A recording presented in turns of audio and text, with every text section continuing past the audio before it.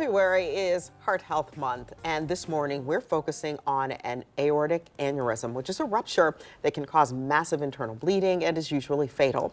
You may remember it's the same condition that killed sports writer Grant Wahl in December during the World Cup.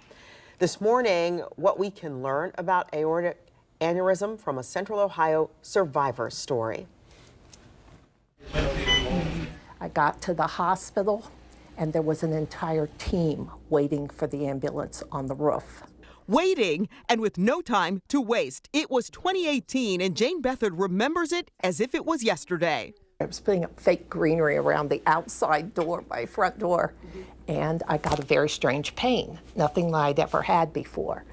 Wasn't indigestion. It started in my chest and it went up both sides of my neck, both sides of my head, and out the top of my head. A neighbor rushed her to the hospital emergency room thinking Bethard was having a heart attack, but it was an aneurysm. The aneurysm was right next to the heart, and of course it was spurting. Wow. Whenever your heart would beat. When an aorta enlarges or a blood vessel enlarges and becomes an aneurysm, it thins out.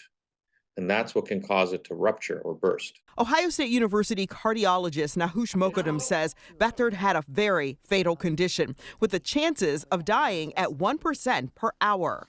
There's a chance that patients aren't going to make it through this operation because the problem is that once this happens, the aorta becomes like wet tissue paper. It's very hard to put stitches in.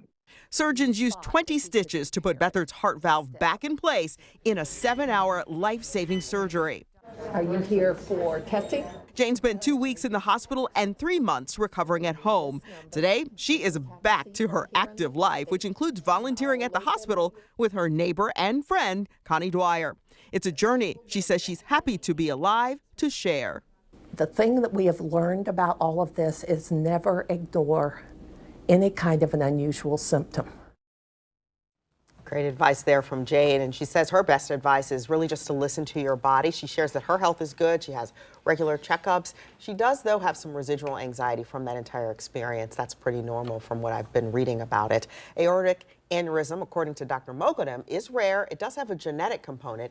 He says it's also important to remember hypertension and a history of smoking can increase the odds of a rupture or infection.